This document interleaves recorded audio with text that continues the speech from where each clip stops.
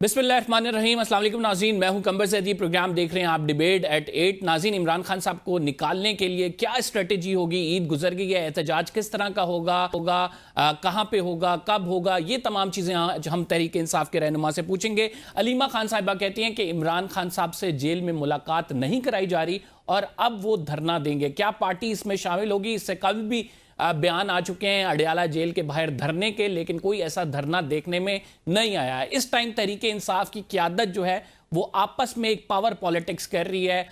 ख़ुसूसन अगर खैबर पख्तूनख्वा की बात की जाए, अभी अली अमीन गंडापुर की जानिब से जो बयानात सामने आ रहे हैं, एक दूसरे पर तनकीद की जा रही है।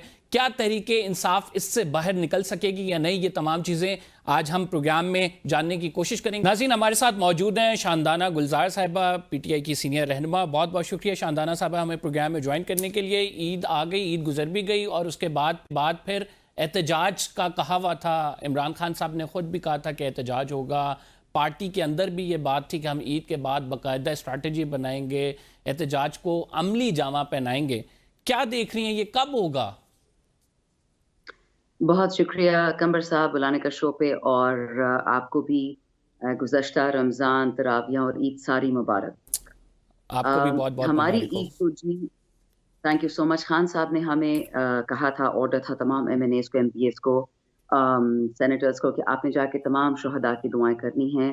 हम परसों ही काटलंग शमोज़ो से होके आए हैं और आज भी दिन को हमारे जो रीजन है उसके सदूर और जीएस शेर अली अरबाब और आतिफ खान ने एक बहुत बड़ा इवेंट किया जिसे हम बोलते हैं सूरी पुल पेशावर में बिल्कुल नेशनल प्रोविंशियल असेंबली के सामने है, और हमने एक बहुत ही पुरजोर एहतजाज किया काटलंग और शमोज़ो में जो शुहदा हैं उनके लिए, क्योंकि ये बात अब कम नहीं हो रही है। हर 2 मिनट बाद ख्वाजा आसिफ और ये बुज़दिल इंटीरियर मिनिस्टर सिर्फ बच्चों औरतों को मार सकता है, ये हर 2 मिनट कहते हैं उप्स सॉरी। आपने कभी देखा है कि जो टेररिस्ट होते हैं यानी दहशतगर्द, वो कभी किसी वोटर लिस्ट में उनका इंदराज हो, खासकर पीटीआई का उनका वोटर लिस्ट का इंदराज हो? रहते वो हैं वो स्वात के लोग, लेकिन क्योंकि गडरिये थे, चरवाहे थे, सर्दी होती है स्वात में, तो वो लोग समझ में इन महीनों में मैदान में चले जाते हैं। अच्छा, अब मुझे ये बताइए कि 9 लोगों को एक खानदान के तबाह बर्बाद कर दिया, उनकी तो लाशें हैं, बट ये कह रहे हैं कि जो हमने इतने दहशतगर्द मारे हैं उनकी लाशें किधर गईं? कोई नकली तस्वीर तो इंसान छाप देता ना। ये अता तारड़, ये शाहबाज शरीफ, ये राना सना जो झूठ बोल रहे हैं, उन लोगों को टुकड़े टुकड़े कर दिया। उनका ये गुनाह था कि उन पहाड़ों में पिंक टोपाज मिलता है जो दुनिया में और कहीं नहीं मिलता, और एक ज़मरुद मिलता है जो और कहीं नहीं मिलता। हमारे सूबे के तो उन लोगों ने लहू लहान कर दिया, बर्बाद कर दिया। तो आप मुझे बताएं, इससे ज्यादा हम क्या प्रोटेस्ट कर सकते हैं? What on earth is happening in Pakistan and to what end? क्या ये पाकिस्तान के लिए सब कुछ नहीं होना चाहिए था? क्या ये सिर्फ जरदारी और शरीफ खानदान में जो बाकी चोर है उनके खानदानों के लिए होना चाहिए था? हमने आज प्रोटेस्ट किया है, हम कल भी करेंगे। हमें तो जुनैद अकबर जो केपी के तंजीम के हेड है, बहुत सख्ती से कहा है कि खबरदार, ये जिस तरह हादसाती एमएनएज नहीं और हादसाती सेनेटर्स और एमपीए 3 घंटों के लिए कोई गायब हो जाता है, कोई 5 घंटों के लिए गायब हो जाता है, कि अगर किसी को जलसे जुलूस वाले दिन उठाया गया, आपसे देखा जाएगा, आपसे सारे ओहदे लिए जाएंगे और खान को बताया जाएगा कि ना किसी जलसे में आते हैं। केपी हद तक मैं बात कर सकती हूँ। मैंने अपनी 6 बेलें करा ली हैं, मजीद 4 और करानी है पिंडी एटीसी कोर्ट से।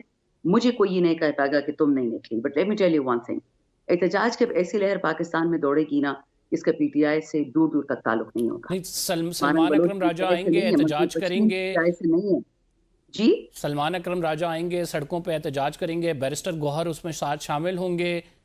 देखिए, मैं किसी और की जिम्मेवार नहीं हूँ, मैं सिर्फ अपने हल्के की जिम्मेवार हूँ जो मुझे इमरान खान ने ड्यूटी दी है। हम एमएनएज हैं, we are all equals. Imran Khan is first among equals. वो चेयरमैन है पार्टी का, वो हमारा बानी है, हमारा हकीकी फाउंडर है। ये पूछने का सवाल मकसद ये है कि आप लोगों के एहतजाज जो हुए ये क़यादत नजर नहीं आई सड़कों पे।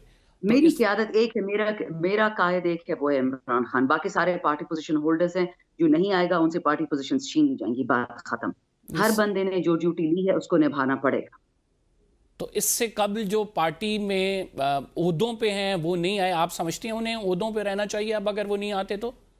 देखें, एज आई सेड, ये मेरे इक्वल्स हैं। बैरिस्टर गौहर साहब मेरे बाद पीटीआई में आए हैं, उमर यूब भाई मेरे बाद पीटीआई में आए हैं, ठीक है।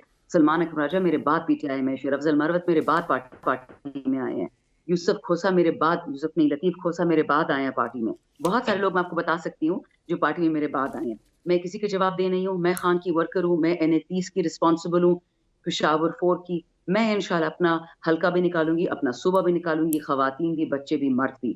جو نہیں آتا, خان کو رپورٹس پہنچتی ہیں, وہ ان کو فارغ کریں گے, اس سے میرا کوئی لینا دینا نہیں.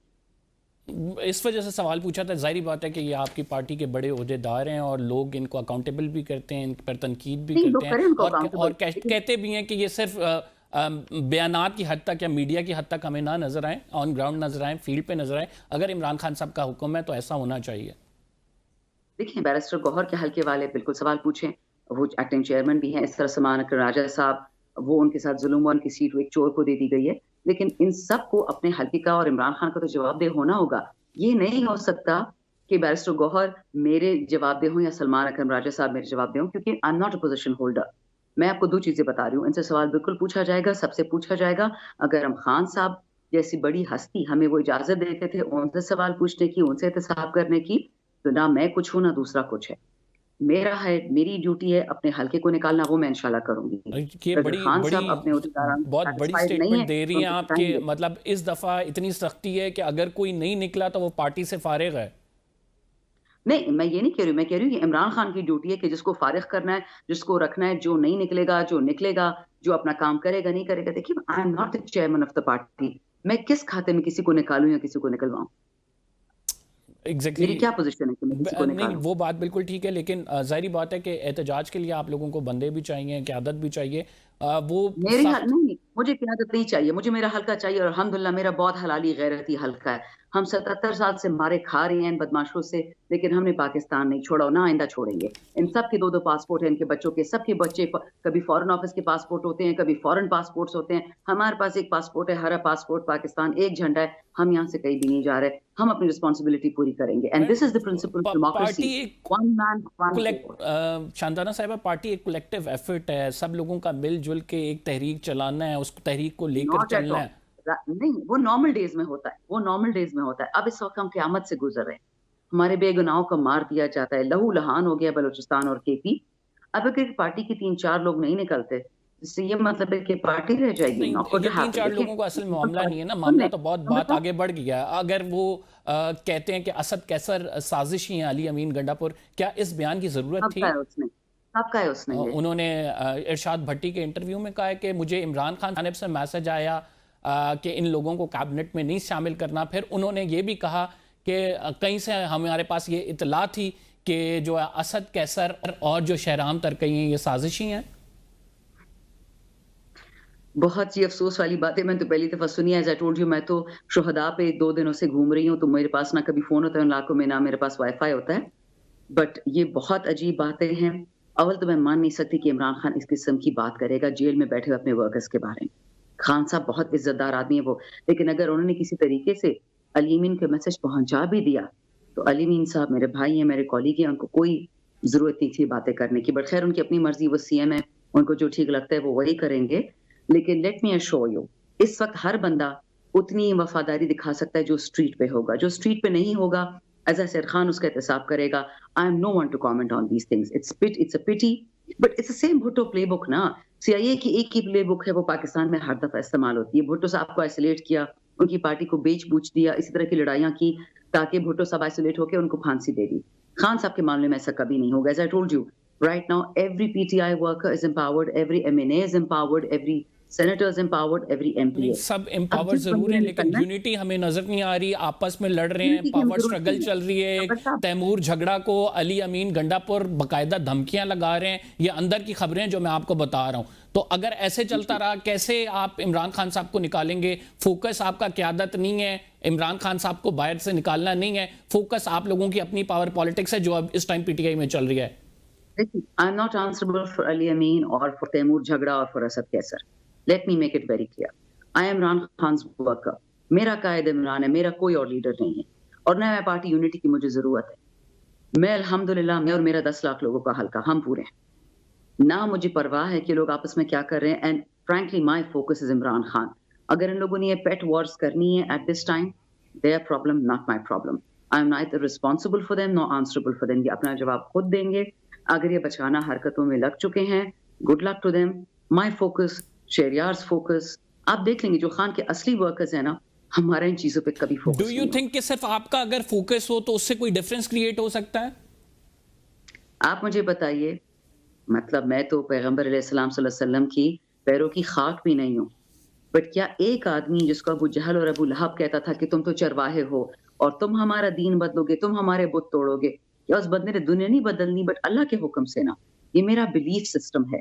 یہ پاکستان پانی میں بہانے کے لیے نہیں بنا تھا. یہ پاکستان 27ویں رمضان کی رات کو بنا تھا ایک بہت بڑا کارنامہ کرنے کے لیے، ملک بنانے کے لیے، دنیا چینج کرنے کے لیے. اور میرا عمران خان، میرا وزیر اعظم، میرا لیڈر، میرا قائد کر کے رہے گا، ود اور وداؤٹ تیمور، ود اور وداؤٹ علی امین، ود اور وداؤٹ اسد کیسر، ود اور without Shandana Gulzar. That's what I'm trying to you say. Are very optimistic, یہ Right اچھی now, a بات ہے. چلیں battle ہم for the ایک چھوٹا soul سا of بریک لے لیتے ہیں. Pakistan. We will be right back after this short break. Shandana صاحبہ ہمارے ساتھ ہی موجود ہوں گے. ویلکم بیک ناظرین، شاندانہ صاحبہ ہمارے ساتھ موجود ہیں. شاندانہ صاحبہ کیا دیکھ رہی ہیں؟ اگر اوور آل آپ کے ورکرز کو دیکھیں، سلمان اکرم راجہ کی جو پالیسیز ہیں ان پہ کرٹیسائز کرتے ہوئے نظر آ رہے ہیں، اور وہ یہ کہہ رہے ہیں کہ سلمان اکرم راجہ کی پالیسیز نے پارٹی کو نقصان پہنچایا.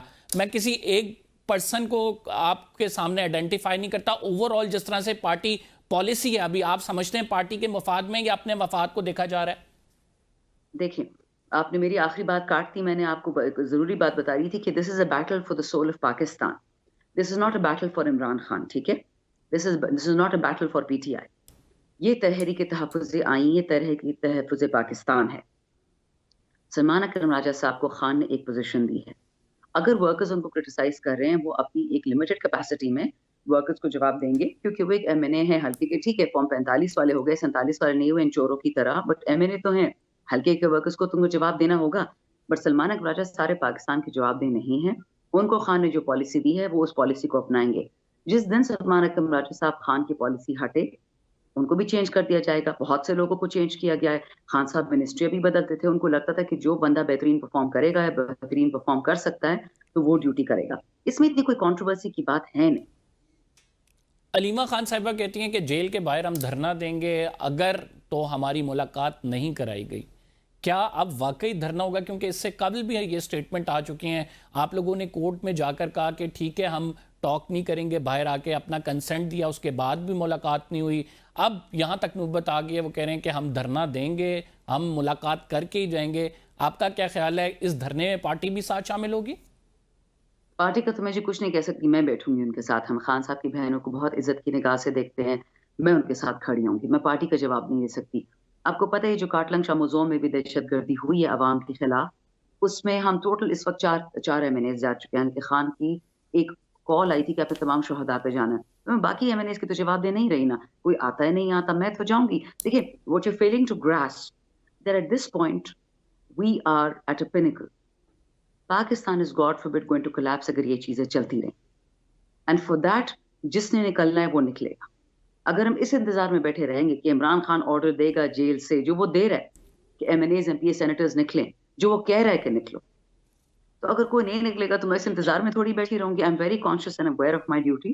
آئی will do my best. I can show you Qambar Sahib, it takes one person, it takes only one person. ایک ہی عمران خان ہے جو جیل میں بیٹھا ہے، جو ان چوروں کو is giving them run for their money. لیکن شاندانہ صاحب اس میں سمجھ سے باہر ہے کہ پک اینڈ چوز کیوں ہوتا ہے؟ اگر سلمان اکرم راجہ نام دے رہے ہیں، اس میں سے صرف اعظم سواتی صاحب کو بلا لیا جاتا ہے. اعظم سواتی کا ہم جانتے ہیں اچھے طریقے سے کہ عمران خان صاحب کے پاس گئے تھے کہ دھرنے نہیں ہونے چاہیے، تھوڑا سا آپ ڈیلے کر دیں. ابھی بھی اعظم سواتی مل کے آئے تو وہ کہہ رہے ہیں اسٹیبلشمنٹ سے میں مذاکرات کروں گا، اس کو لیڈ کروں گا. کس طرح سے دیکھتی ہیں اس معاملے کو؟ آئی ہیو نو آئیڈیا جی. اتنا مجھے پتا ہے کہ مجھے کوئی کرنیل بیٹھا ڈیالے میں جو 6 سے 8 مہینوں سے خان سے نہیں ملنے دیا. اب جس کو ملنے دیا، جیسے ملنے دیا، وہ اپروو نیمز تھے، ان اپروو نیمز تھے. I have no idea. آل آئی نو از کہ مجھے تو جو ڈائریکٹیو جو آئے گا، ڈائریکشن ہمیں جب پارٹی کی طرف سے کبھی کنفیوژن آ جاتی ہے، دو ڈفرنٹ آ جاتے ہیں معاملات، وکیلوں کی طرف سے ایک بات آتی ہے، ایم این ایز کی طرف سے دوسری بات آتی ہے، تو وی لوگ ٹو علیمہ آباد ہیں.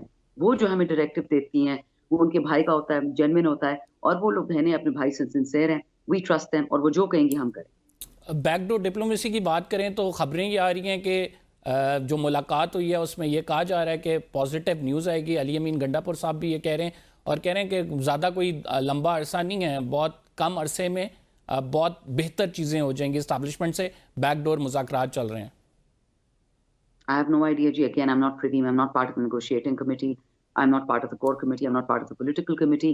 میں نے تو کل جو صاحبزادہ حامد رضا بلوچستان گئے ہیں، جو انہوں نے باتیں کی ہیں، اس سے زیادہ بیک ڈور چینل جو انہوں نے فرنٹ ڈور چینل استعمال کیا ہے، اور جو نے بلوچستان سے ایک تمام پاکستان کے بحاف میں معافی مانگی ہے, ان لوگوں کو بولا ہے کہ تم لوگ کے ساتھ جو ظلم ہوا ہے نہ ہمیں پتا تھا, نہ ہم اس کے حامی تھے, ایسی چیزیں ہو رہی ہیں نا تو بیک ڈور ڈپلومیسی کی ضرورت ہی نہیں ہے, پاکستان خود اٹھ جائے گا. ہاں اگر یہ لوگ چاہتے ہیں کہ کوئی ڈیل ہو جائے, جتنا میں خان صاحب کو جاتی ہوں وہ ڈیل شیل نہیں کریں, جتنا مجھے پتا ہے وہ عدالت سے باعزت بری ہوں گے, ان کے نقلی کیسز واپس کیے جائیں گے تو خان صاحب آئیں گے, ورنہ ڈیل سخان کو 2 سال سے آفر ہو نہیں رہی میڈم, ہے. پھر بیک ڈور ڈپلومیسی کرنی کیوں ہے؟ اگر وہ خان صاحب ڈیل نہیں کریں گے, کوئی اس طرح کی بات نہیں مانیں گے, پھر آپ کیوں کہتے ہیں کہ ہمیں اسٹیبلشمنٹ سے مذاکرات کرنے ہیں, سیاسی جماعتوں کے ساتھ نہیں بیٹھنا؟ جو میں نے سنا ہے اسٹیبلشمنٹ والے ڈر رہے ہیں نا, وہ باجوہ پہ جو آرٹیکل 6 ہونا ہے, جو باقیوں پہ ہونا ہے, مجھے لگ رہا ہے وہ نیگوشیٹ ہو رہا ہے. بٹ یہ میرا ذاتی اوپینین ہے, مجھے نہیں پتا کہ نیگوسیشن کس چیز کے لیے ہو سکتی ہے.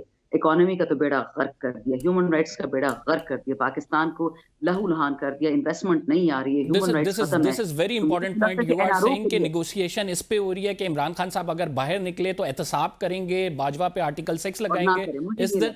Am I right? جی میں نے کہا نیگوسیشن آپ کہہ رہی ہیں کہ اس پوائنٹ پہ ہو رہی ہے کہ خان صاحب نکلے تو احتساب کریں گے, باجوہ صاحب پہ آرٹیکل 6 لگائیں گے, اس طرح کی کوئی چیز؟ میں یہ نہیں کہہ رہی, آپ نے میرا سوال نہیں سنا. ذرا پلیز سوال جب آپ پوچھیں نا پھر جواب سن لیا کریں. You're young but you need to relax a little bit. Okay.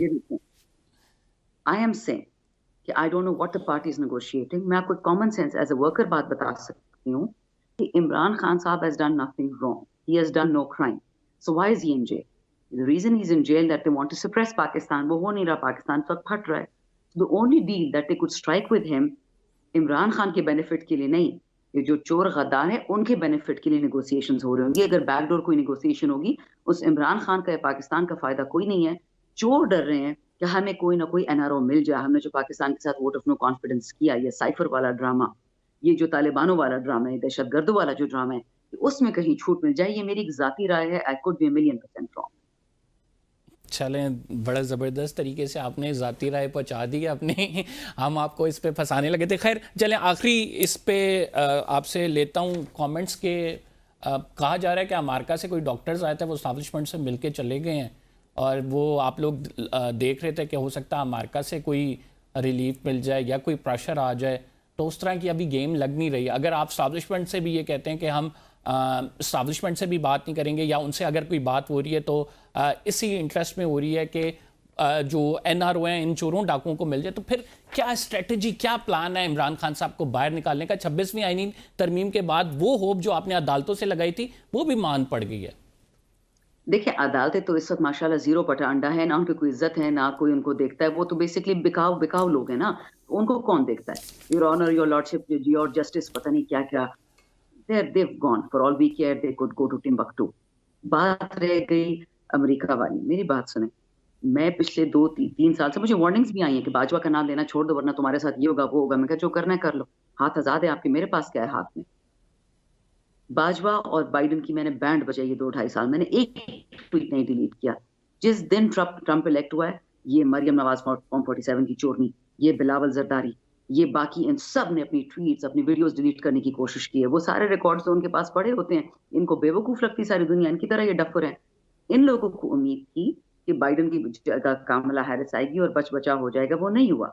Trump is a very different kind of politician, اور شکر ان کو پتہ لگ رہا ہے. اس نے پینٹاگون سے 550 لوگ سے زیادہ ہٹا دیے ہیں, جرنیلوں کو نکال دیا ہے. تو اگر وہ اپنے جرنیلوں کو نہیں چھوڑ رہا, وہ ہمارے والوں کو چھوڑے گا کیا جو انوالو تھے ووٹ آف نو کانفیڈنس میں؟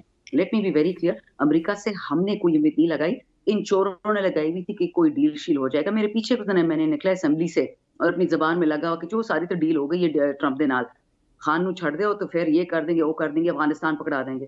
افغانستان ظلم خلیلزاد پہنچ گیا, ان کے منہ پہ چپیڑ لگی. ایک پاکستانی اس کمرے میں نہیں بیٹھا تھا. ہوسٹیج نیگوشیشن بھی آیا تھا, ہوسٹیج بھی اپنی واپس لے گئے, وہ ڈائریکٹ ہو گئے طالبانوں کے ساتھ. یہ تو ان کی عزت. بڑے سمجھتے جی افغانستان وار سٹارٹ کریں گے, امریکہ ہماری سائڈ دے گا, کر کے دکھائیں افغانستان کے ساتھ وار. So you are absolutely clear کہ ٹرمپ کوئی انٹروین کرے گا اور یہاں سے پریشر آئے گا. You are absolutely clear کہ ٹرمپ انٹروین کرے گا اور پریشر آئے گا. اسحاق ڈار ہو گیا, اسحاق ڈار, مریم نواز, شہباز شریف, یہ ایک ہی فیملی کے لوگ ہیں, 3 کی پوسٹ پہ ہیں. اسی طرح زرداری, اسی طرح بلاول, ایک ہی فیملی کے کی پوسٹ پہ ہیں. ان لوگوں سے foreign policy, diplomacy, investment, Pakistan کی بہتری ایکسپیکٹ کرتے ہیں. It's a bloody mafia. They want to drown Pakistan, but they will not succeed. I can assure you. America or no America, Imran Khan will succeed. Thank you very much Shandana गुलजार साहब. नाज़रीन, we are taking a short break. आप कहीं मत जाइएगा. We will be right back after this short break. Welcome back नाज़रीन. एक तरफ तो हुकूमत शादियाने बजा रही है कि उसने बिजली की कीमतें कम कर दी हैं, लगभग 8 रुपए का रिलीफ दिया गया है, लेकिन दूसरी जानिब जो है हुकूमत के खुद इत्तेहादी भी और अपोजिशन ये कहती नज़र आ रही है ये बहुत कम रिलीफ दिए, इससे ज़्यादा रिलीफ देना बनता था. इस पर बात करेंगे. साबिक वफाकी वज़ीर बराए सनअत व तिजारत हुमायूं अख्तर साहब हमारे साथ मौजूद हैं. बहुत शुक्रिया हुमायूं साहब हमें प्रोग्राम में ज्वाइन करने के लिए. वज़ीर आज़म की जानिब से इस मौके पर ख़ुसूसन जो रिलीफ दिया गया इसको आप कैसे देखते हैं?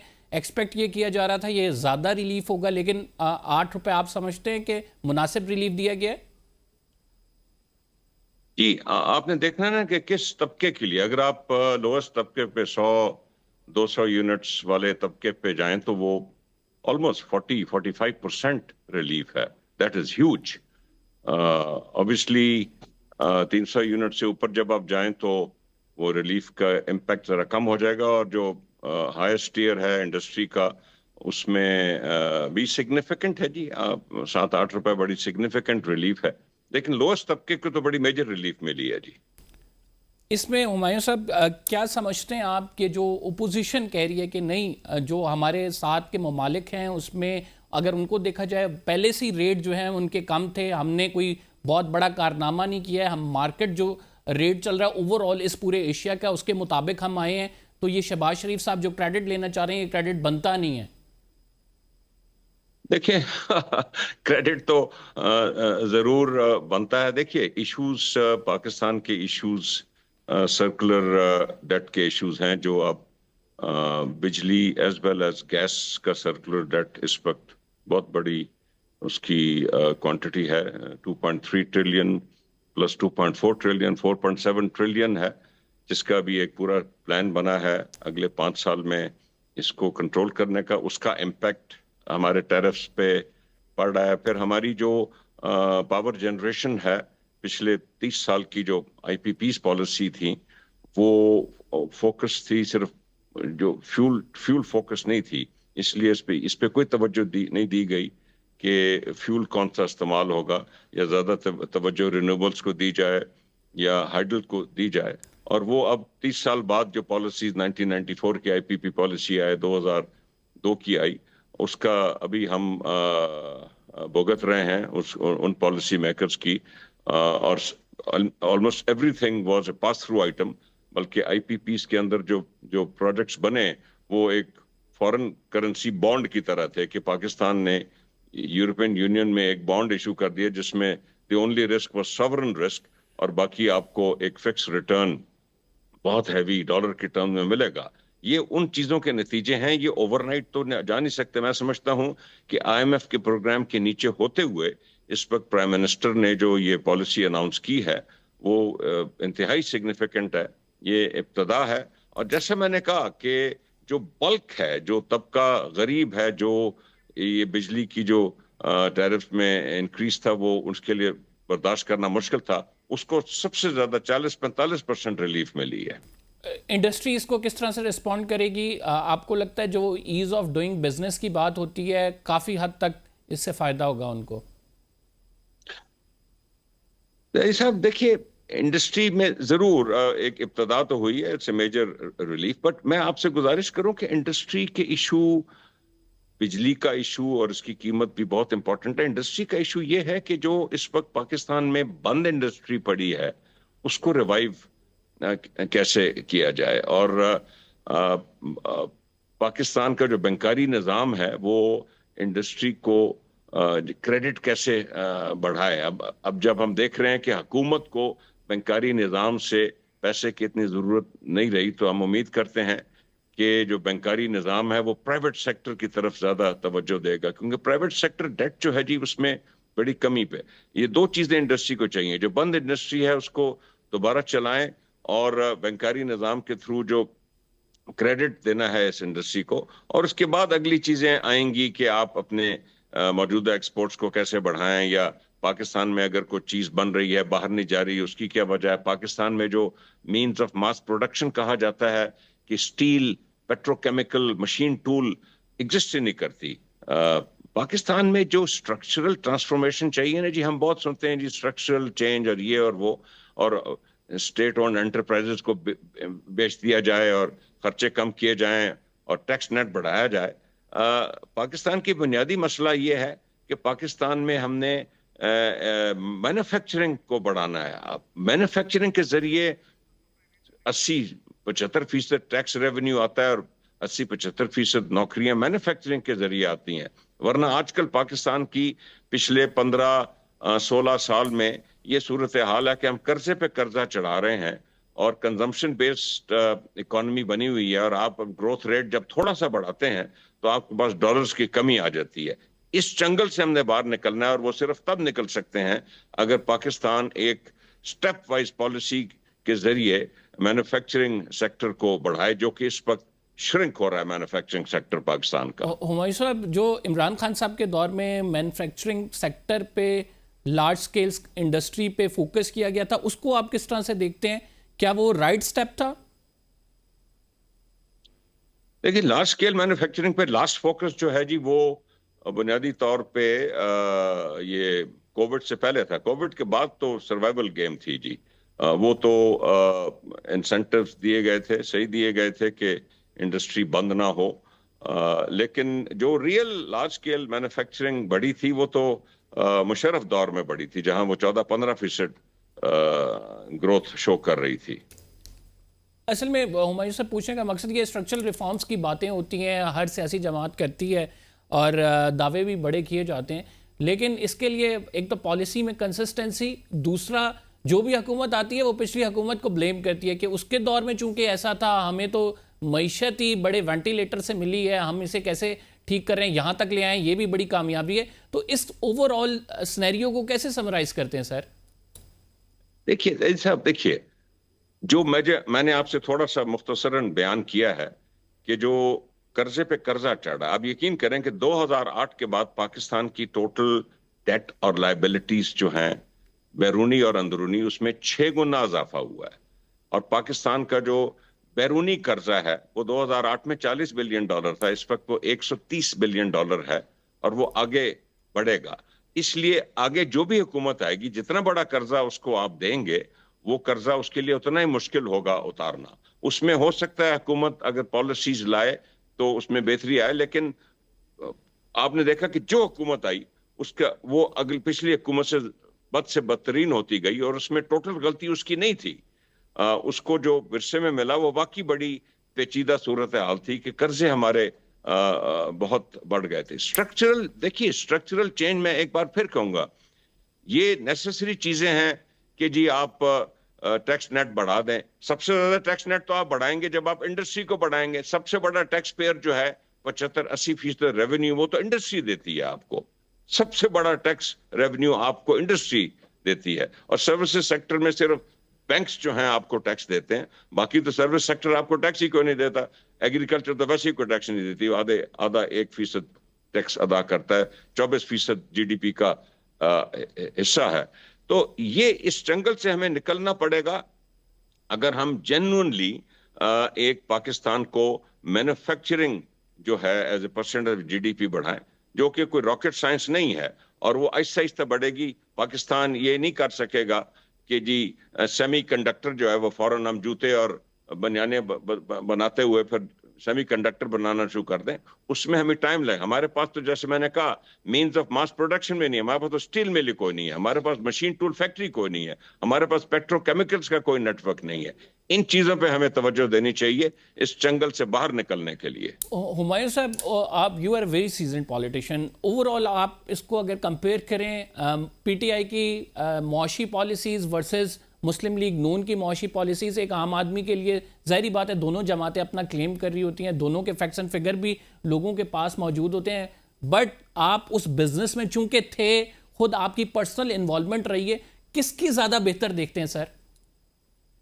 سر دیکھیے زیدی صاحب، میں آپ سے گزارش کروں، پاکستان میں جو گروتھ سپورٹس آئے ہیں وہ 60 کی دہائی میں آیا. ایوب خان صاحب کا زمانہ تھا، کچھ نئی پالیسیز بھی آئیں، کچھ دنیا بھی آپ کے ساتھ تھی. اس کے بعد ایک ڈیوسٹیٹنگ پیریڈ آیا 70 کی دہائی، جس میں وہ نیشنلائزیشن وغیرہ ہوئی. جس میں نیشنلائزیشن وغیرہ ہوئی. اس کے بعد 80 کی دہائی آئی ضیاء الحق صاحب کی, جس میں باہر سے بہت ایڈ آئی, پیسے وافر مقدار میں تھے, گروتھ آئی. پھر مشرف صاحب کے زمانے میں آئی. میں گزارش کروں کہ کسی اس دور میں ہمیں مومنٹ گروتھ تو نظر آئی, لیکن جب یہ دور ختم ہوا تو وہ ساری گروتھ ختم ہو گئی اور ہم IMF کے بعد دوڑے گئے. جو real change, structural transformation required ہے, وہ کسی نے بھی نہیں کی. تو آئی تھنک کہ ہم تو 60 سے بات کر رہے ہیں, تو صرف عمران خان کے دور کو موجودہ دور سے کمپیئر کرنا مناسب نہیں ہوگا. ہاں, ایک چیز ہم نے دیکھنے میں آئی ہے کہ جو PMLN کا دور ہوتا ہے اس میں گروتھ میں بیسیکلی اضافہ ہو جاتا ہے, لیکن اگین کیونکہ اسٹرکچر جو ہے وہ مناسب نہیں ہے, اس سے ہمیں ڈالروں کی کمی پیدا ہو جاتی ہے اور ہمیں IMF کے پاس جانا پڑتا ہے. تو میں اس سے کتراؤں گا کہ جی پچھلے 8 سال میں کیا ہوا. میں تو آپ کو 1960 کے بعد کی بات بتا رہا ہوں کہ پاکستان میں اکانومی میں کیا ہوتا رہا ہے. ہمایوں صاحب, ٹیرف کی بات کریں, امریکہ نے جو ٹیرف لگایا ہم پہ, ظاہری بات ہے وہاں پہ پروڈکٹ کی قیمت ہماری زیادہ بڑھ جائے گی. اس کے کمپیریزن میں دیکھیں, انڈیا میں 26% ہے, پاکستان میں 29% ہے. کمپیٹیٹر بھی ہمارا جو ہے وہ انڈیا ہی ہے. تو آپ سمجھتے ہیں انڈیا اس کا ایڈوانٹیج حاصل ہے, اور ظاہری بات ہے کہ ہم جتنا ٹریڈ خسارہ ہمارا چل رہا ہے یہ مزید بڑھے گا؟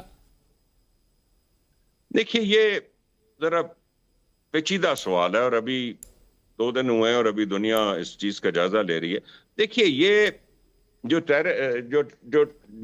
ٹیرف عائد کیے گئے ہیں, یہ ایک عجیب و غریب چیز ہے. اول تو جو ورلڈ ٹریڈ آرگنائزیشن کا جو نظام ہے وہ کہتا ہے کہ آپ